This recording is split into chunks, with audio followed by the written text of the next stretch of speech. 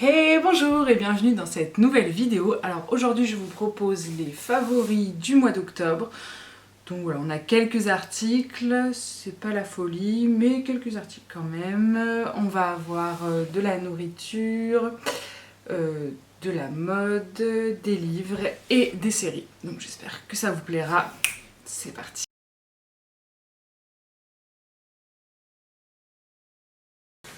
Alors, on va commencer par les livres. Donc, encore une fois, un livre d'Amélie Nothomb, donc Le sabotage amoureux. Donc ça raconte la jeunesse d'Amélie Nothomb à Pékin. Et c'est assez chouette, c'est autour d'une histoire d'amour d'une petite fille. Ça permet de voir comment étaient les ghettos étrangers de la Chine à ce moment-là. C'est assez intéressant, c'est bien écrit, comme d'habitude ça se lit tout seul, c'est assez court.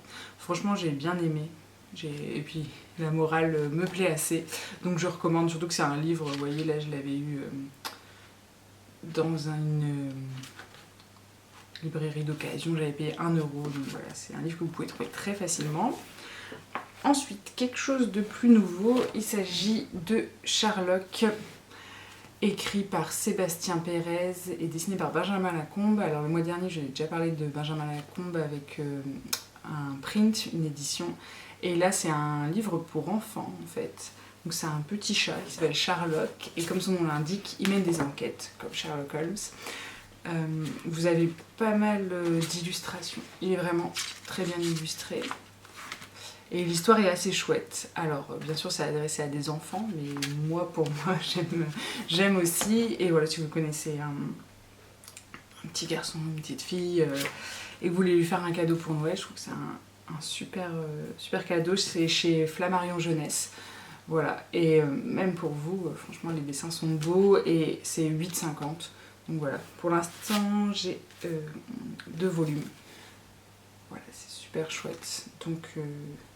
allez jeter un œil. Ensuite, on va passer à la nourriture. Donc j'ai plusieurs choses. Première chose que vous connaissez peut-être, c'est la margarine Saint-Hubert bio 100% végétale. Donc c'est une des margarines véganes qu'on peut trouver, parce que dans les margarines, il y a souvent du lait, des traces de lait... enfin voilà, de l'arôme fait à partir de lait, et là il n'y en a pas, 100% végétal, c'est sans huile de palme, et ça c'est super important parce qu'on a des margarines 100% végétales qui sont quand même avec de l'huile de palme. Et c'est fait en France, et ce que j'aime bien, c'est qu'ils ont changé le packaging, maintenant vous le trouvez dans un petit pot en carton. Et c'est vrai qu'avant, normalement, c'est que des pots en plastique, et là je trouve ça super chouette. C'est une margarine qui est assez... c'est une margarine qui est assez moelleuse, donc voilà, pour faire la pâte feuilletée, tout ça, ça n'ira pas, mais pour cuisiner au jour le jour, ou manger sur des tartines, franchement, c'est super bien, et je suis super contente. Enfin, je trouve que c'est la margarine la plus éthique qu'on puisse trouver, puisqu'elle est bio, 100% végétale, sans huile de palme, et dans un pot en carton. On ne peut plus beaucoup mieux faire. Donc ça, vous le trouvez en supermarché, tout simplement. Ensuite, toujours côté nourriture, j'ai ces petits biscuits que j'ai trouvés chez Lidl, un peu par hasard. La dernière fois que j'étais allée, j'en ai trouvé au citron, et là, ils sont à la myrtille. Donc c'est fait à partir de graines de chia. Bon, c'est assez riche en sucre et en glucides, mais normal, c'est des sablés. Mais c'est vraiment super bon, vous voyez. C'est tout petit comme ça. Donc si vous tombez dessus par hasard, n'hésitez pas, ça se grignote tout seul. Par contre, c'est un peu dangereux parce que ça se grignote tout seul. Vous avez vite fini le paquet. Et ce qui est assez cool, c'est que c'est riche en fer, magnésium, phosphore, vitamine E et B1. C'est toujours bon à prendre. Ensuite, du côté infusion, thé, ma passion.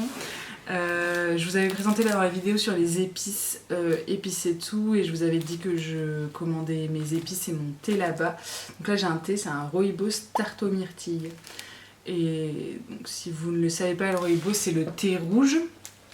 C'est une sorte d'arbuste en fait, donc on récolte des feuilles et donc il n'y a pas de théine dedans.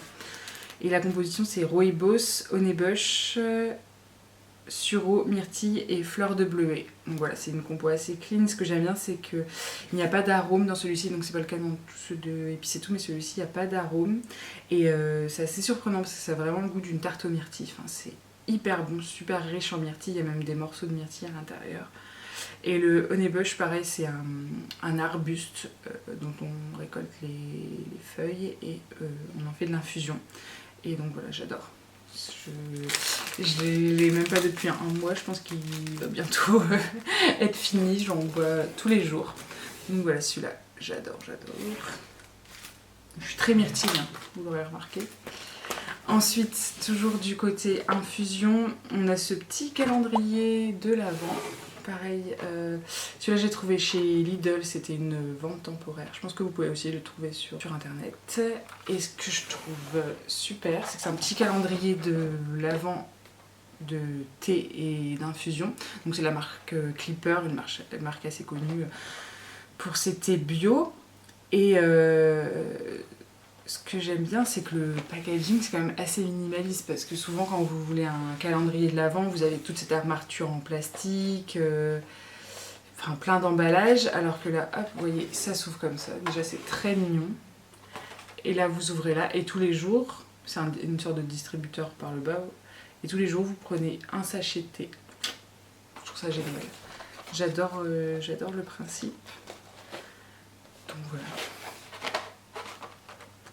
Ça permet d'avoir un calendrier de l'Avent sans trop de déchets. Bon, forcément, il y en a un peu, mais sans trop de déchets et simple. Et en plus, ça m'a coûté 3,59 €. Donc voilà, pour un calendrier de l'Avent, c'est rien du tout. Donc ensuite, on en vient à la partie mode.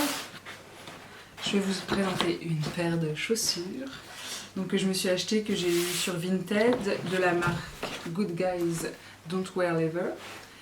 Et c'est une marque que j'aime beaucoup. J'ai déjà une paire de cette marque, une paire de Santiago, c'est un peu leur marque de fabrique. C'est vraiment une super belle qualité. Enfin, quand je les compare à mes chaussures Stella McCartney par exemple, qui sont vraiment beaucoup plus chères, limite je crois que je préfère la qualité de Good Guys. Et voilà, donc je vais vous présenter. C'est une paire qui valait plus de 100 €. Et j'ai dû payer 40 ou 50 €. Elle est neuve, il y a la boîte, il y a même le pochon, enfin il y a tout. Et donc les voici. Je les adore. Bon alors, honnêtement, avec le confinement, j'ai pas pu beaucoup les tester parce que je sors pour aller au travail, mais c'est tout. Hein, voilà, un peu comme tout le monde. Et vous voyez, le bout est un peu carré, ça j'adore, c'était très tendance ces derniers temps et j'aime beaucoup ça. Donc vous voyez, la semelle est neuve, j'ai juste essayé, il y a un petit peu de poussière. Et on est sur un simili-cuir très épais, d'une super qualité.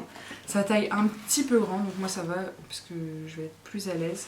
Mais voilà, elles sont d'une super qualité. Je voulais des bottes mi-hautes pour l'hiver, parce que ça porte quand même plus chaud. Donc voilà, je les adore. Surtout pour ce prix-là, je les aime encore plus.